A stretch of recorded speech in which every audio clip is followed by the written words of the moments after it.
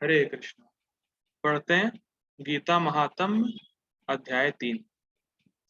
भगवान विष्णु ने कहा, मेरी प्रिय लक्ष्मी, जन स्थान शहर में जड़ नाम का एक ब्राह्मण था जो कौशिक के वंश में पैदा हुआ था। उस ब्राह्मण ने ब्राह्मणोचित सभी धार्मिक कृत्यों को त्याग दिया और कई अधार्मिक कर्मों में प्रवृत्त हो गया। उसे जुआ खेलने, शराब पीने, शिकार करने और वेश्याओं का संग करने में अति रुचि थी। इस तरह उसने अपना ध्यान व्यर्थ कर दिया। वह एक व्यापारिक यात्रा पर उत्तरी देशों में गया। वहां रहते हुए उसने बहुत धन प्राप्त किया और जन स्थान लौटने का फैसला किया। देखिए, हम लोग जितनी भी अभी तक कथा पढ़े हैं, पहला, दूसरा, तीसरा अध्याय, उसमें सिर्फ ब्राह्मणों की ही बात की गई। ऐसा बताया कि ये ब्राह्मण था फलाना फलाना और उसका पतन हो गया या वो बुरे कार्य में लग गया। तो देखिए, बड़ा इंटरेस्टिंग है कि शूद्र अगर बुरे कर्मों में प्रवृत्त हो जाए तो इतना कोई मैटर नहीं करता है, लेकिन अगर ज्ञानी व्यक्ति ऐसे अधार्मिक कार्यों में लगता है तो उसको और अधिक पतन माना जाता है। तो इसीलिए बता रहे हैं कि जितना भी अधिक पतन क्यों ना हो गया हो किसी का भी, गीता पढ़ के उसका उद्धार होना ही। समझ में आ रहा है भाई? अगर शूद्र बुरे कर्मों में लग जाए तो ठीक है, शूद्र लगा है, वो तो वैसे भी निम्न कैटेगरी का है, शूद्र है, तमोगुण में रहता है, चलो लग गया। लेकिन जो ब्राह्मण सतोगुण का जो प्रतीक है, जो जो बड़ा ज्ञानवान है, अगर ऐसा व्यक्ति भी अधार्मिक कार्यों में लगता है या उसका पतन होता है तो वो बड़ा अधिक माना जाता है और उनका भी उद्धार होता है गीता पढ़ने से। इसीलिए ब्राह्मणों की बात जो है भगवान यहाँ कर रहे हैं। पहले अध्याय में भी ब्राह्मणों की बात की, दूसरे में भी, तीसरे में भी। ठीक, आगे पढ़ते हैं। काफी दूर जाने के बाद उसने स्वयं को एक सुनसान स्थान पर पाया। ठीक, मतलब यात्रा पे गया और फिर वापस लौट रहा था, तब काफी दूर जाने के बाद उसने स्वयं को एक सुनसान स्थान पर पाया। एक दिन जैसे ही सूरज डूब गया और हर हर जगह अंधेरा छा गया तो उसने एक पेड़ के नीचे रात के लिए विश्राम करने का निश्चय किया। विश्राम करते हुए कुछ लुटेरों ने आकर उसे पीट पीट कर मार डाला और उसका धन लूट लिया। क्योंकि जड़ ने सभी धार्मिक कृत्यों को छोड़ दिया था और एक पापमय जीवन व्यतीत किया था, इसीलिए मृत्यु के बाद उसे एक भूत का रूप प्राप्त हुआ। ठीक है। जड़ का पुत्र बहुत धार्मिक था और वैदिक शास्त्रों में विद्वान था।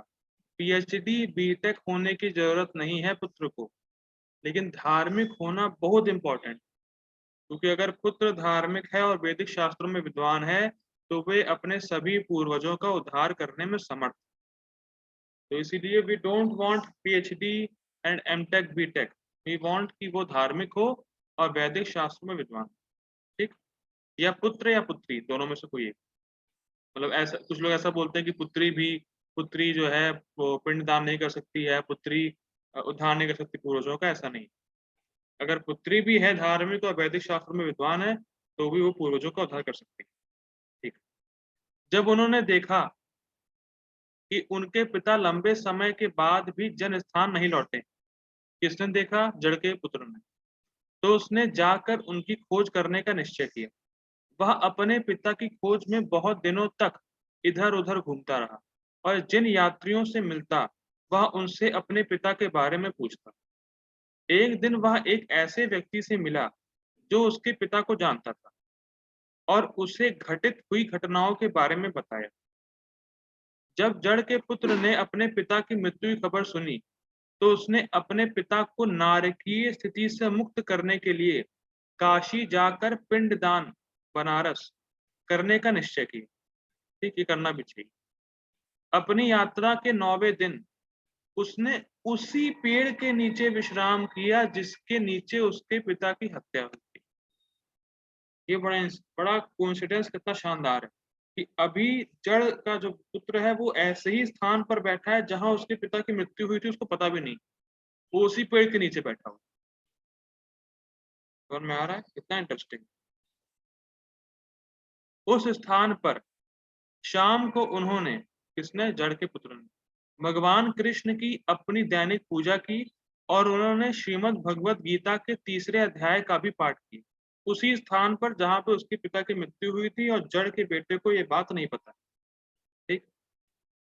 जैसे ही उन्होंने अपना पाठ पूरा किया, आकाश से एक तेज आवाज आई।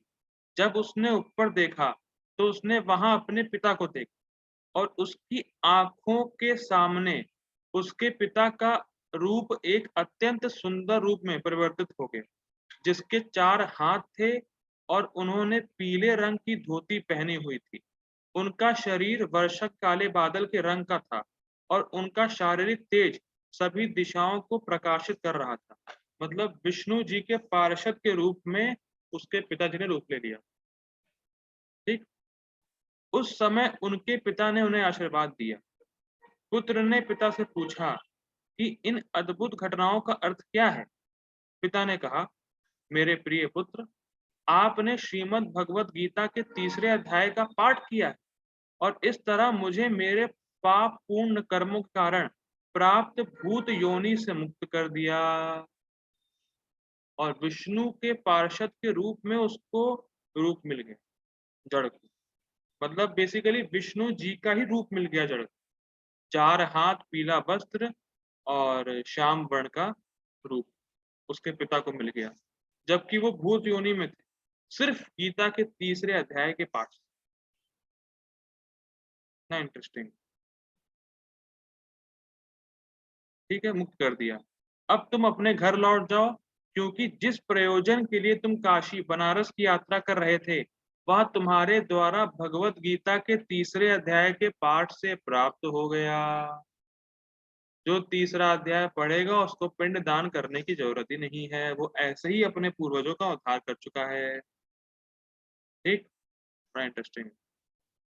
जब बेटे ने पिता से पूछा, हाँ एक और इंटरेस्टिंग बात, कि जड़ जो है बोल नहीं रहा था गीता, जड़ जो है सिर्फ सुना भूत योनि में उसका उद्धार हो गया। समझ में आ रहा है? जरूरी नहीं है कि बोलने की आवश्यकता है 3रे अध्याय गीता की।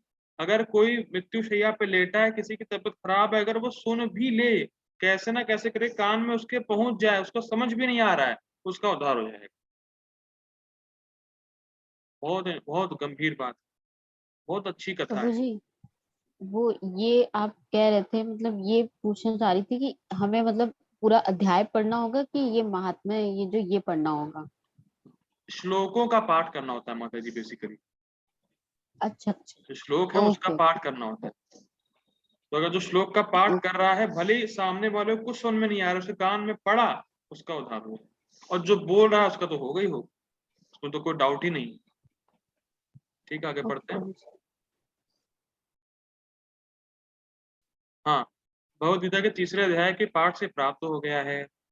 जब बेटे ने पिता से पूछा कि क्या उसके लिए और कोई आज्ञा है, तो पिता ने कहा, मेरे भाई ने भी बहुत पापी जीवन जिया था। सेम कंपनी में थे उसके भाई और वो पापी पापी जीवन जिया था, और वह नरक के अंधेरे क्षेत्रों में कहीं ना कहीं पीड़ित है। ठीक।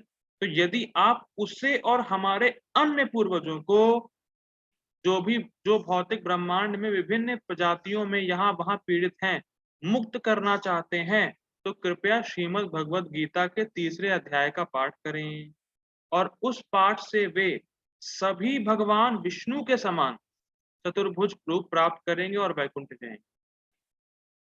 तो हमारा कितना कितना गंभीर, कितना पावरफुल है। जब पुत्र ने पिता की आज्ञा सुनी, तो उसने उत्तर दिया, यदि ऐसा है तो मैं 3रा अध्याय का तब तक पाठ करूंगा जब तक कि सभी आत्माएं जो नारकी जीवन में फंसी हुई हैं मुक्त नहीं हो जाती। अपने पूर्वजों को तो करेगा ही करेगा, जो भी आत्माएं नारकी जीवन में हैं, नरक में हैं, सबका उद्धार करेगा। ये है वैष्णव कि खुद के बारे में नहीं सोच रहा है अभी, जितने भी उसके पूर्वज हैं, जितने भी बद्ध जीवात्माएं नरक में हैं, उन सब का उद्धार करने के बारे में सोच रहे हैं। जड़ का। उस समय उनके पिता ने उन्हें इन वचनों से आशीर्वाद दिया, तथास्तु। फिर वैकुंठ जगत से एक विमान आया और उसके पिता को उनके गंतव्य को ले गया। ठीक। तत्पश्चात वह पुत्र जन स्थान को लौट आया और भगवान कृष्ण के विग्रह के सामने बैठ गया और सभी बद्ध आत्माओं को नारकी स्थिति से मुक्त करने की इच्छा के साथ श्रीमद् भगवत गीता के तीसरे अध्याय का पाठ करना शुरू कर दिया। जब वे पाठ कर रहे थे तो दिन प्रतिदिन भगवान विष्णु अपने दूतों को यमराज के राज में भेजा, ठीक, यमपुरी भेजा, जो पापी जीवों को दंड देने के प्रभारी थे यमराज जी। जब विष्णु दूत यमराज के समक्ष पहुंचे तो उन्होंने उन्हें सूचित किया कि उनके पास भगवान विष्णु का संदेश, जो क्षीर सागर में अनंत शेष की शैया पर लेटे हुए हैं। उन्होंने यमराज को बताया कि भगवान विष्णु उनके कल्याण के बारे में पूछ रहे थे और उन्हें सभी बद्ध आत्माओं को मुक्त करने का आदेश भी दे रहे थे, जो नरक में यातना प्राप्त कर रहे थे। नरक खाली हो गया, देयर इज वैकेंसी इन नरक। ठीक है। जब यमराज ने भगवान विष्णु से यह निर्देश सुना तो उन्होंने तुरंत सभी बद्ध आत्माओं को नरक से मुक्त कर दिया और फिर व्यक्तिगत रूप से उन विष्णु दूतों के साथ क्षीर सागर अर्थात श्वेत द्वीप में भगवान विष्णु के दर्शन के लिए गए। यमराज भी दर्शन के लिए गए भगवान विष्णु के। जब वे वहां पहुंचे तो उन्होंने भगवान विष्णु को अनंत शेष की शैया पर लेटे हुए देखा। भगवान विष्णु के शरीर में सूर्यों का तेज था और भाग की देवी लक्ष्मी देवी उनके चरण संवाहन कर रही थी।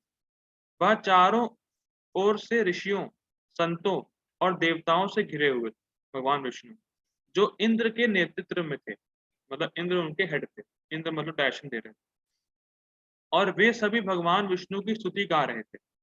वेदों का पाठ करते हुए भगवान ब्रह्मा भी उपस्थित थे। यमराज ने भगवान विष्णु के सामने दंडवत प्रणाम किया और यह स्तुति करी, मेरे प्रिय विष्णु, आप सभी बद्ध आत्माओं के शुभ चिंतक, आपकी महिमा की कोई सीमा नहीं है। आपसे सारे वेद आए हैं, आप ही काल हैं और समय आने पर आप सब कुछ नष्ट कर देते हैं। आप तीनों लोकों के कारण और पालन करता है। आप प्रत्येक के हृदय में परमात्मा हैं, जो उनकी गतिविधियों को निर्देशित कर रहे हैं। आप पूरे ब्रह्मांड के गुरु हैं और सभी भक्तों के लक्ष्य। हे कमल नेत्र वाले, कृपया बारंबार मेरा प्रणाम स्वीकार करें, आपकी महिमा असीमित है। इस प्रकार यमराज ने हाथ जोड़कर भगवान विष्णु को प्रणाम किया। यमराज ने आगे कहा, आपके निर्देशानुसार मैंने सभी बद्ध आत्माओं को नरक से मुक्त कर दिया है, तो कृपया मुझे आज्ञा दें कि अब मुझसे अब कौन सा कार्य कराना चाहते हैं। मतलब नरक में लॉकडाउन लग चुका है, तो भैया अब क्या करना है, सब वैकेंसी आ गई है, तो अब करें क्या हम, क्योंकि जो मेन काम था यमराज जी का, यमराज जी की जॉब छूट गई, ये कह सकते हैं। यमराज जी की जॉब छूट गई क्योंकि नरक में कोई है नहीं। तो अब क्या चाहते हैं भगवान विष्णु, आप मुझसे अब बताइए। ठीक। भगवान विष्णु ने मेघ गर्जन के समान गंभीर और अमृत के समान मधुर स्वर में उत्तर दिया, मेरे प्यारे धर्मराज यमराज, आप सभी के प्रति सम है, मतलब सबको अच्छे से धुलाई करते हैं। सम का मतलब हर किसी को अच्छे से धोते हैं आप। ठीक। और ना ही आपको आपके कर्तव्यों के संबंध में मुझसे किसी भी प्रकार के निर्देश लेने की आवश्यकता है। कृपया मेरे पूर्ण आशीर्वाद के साथ अपने निवास पर लौट जाएं और अपना कर्तव्य करते रहें। मतलब भगवान कह रहे हैं कि असंख्य जीवात्माएं हैं, तो एक बैच खाली हुआ नरक का, दूसरा बैच आने वाला, तो आप वहां जाइए, अपना कर्तव्य करते रहिए। ठीक। तदुपरांत भगवान विष्णु अंतर्धान हो गए और यमराज अपने निवास पर लौट आए। उसके बाद ब्राह्मण ने अपने सभी पूर्वजों और बाकी बद्ध आत्माओं को नरक से सफलतापूर्वक मुक्त कर दिया। और बड़ी इंटरेस्टिंग बात यह कि सिर्फ तीसरा अध्याय पढ़ने से ही मुक्त कर दिया गीता का। विष्णुदूत आए और उन ब्राह्मण को भगवान विष्णु के निवास स्थान पर ले गए। अब जो जड़ का पुत्र था उसको भी भगवान के धाम ले गए विष्णुदूत। ठीक। जहां वह शाश्वत रूप से परम भगवान के चरण कमलों की सेवा में संलग्न होने में सफल हो सके। मतलब जो सबका उद्धार कर रहा था, फिर आखिरी में फिर विष्णुदूत आए और उसको भी वैकुंठ ले गए, और वैकुंठ में जड़ के जो पुत्र हैं भगवान के चरण कमलों की सेवा में संलग्न हो गए और सफल हो गए। ठीक। यहाँ पे हमारा गीता महात्म्य 3रा अध्याय पूर्ण हुआ। ठीक है, बड़ा इंटरेस्टिंग है कि अगर आप 3रा अध्याय का पाठ कर रहे हैं, श्लोक पढ़ रहे हैं, या जो भी शैया पे लेटा है, जो भी बीमार है, जिसने भी एक बार भी 3रा अध्याय सुन लिया है, तो वैकुंठ की प्राप्ति हो जाएगी और नरक से मुक्त हो जाएगा। अगर जितना भी पापी व्यक्ति क्यों ना हो, कि हम लोग देख ही रहे हैं कि ब्राह्मण था और बिल्कुल ऐसे अघोर पाप कर्मों में प्रवृत्त था, जड़, लेकिन फिर भी उसके पुत्र ने सिर्फ गीता के 3रे अध्याय के पाठ करने से उनको वैकुंठ पहुंचा दिया और उनको भगवान विष्णु के स्वरूप की प्राप्ति हुई। तो ये बहुत ही पावरफुल है, बहुत ही प्रेरणादायक ये जो है गीता महात्म्य है अध्याय 3 का।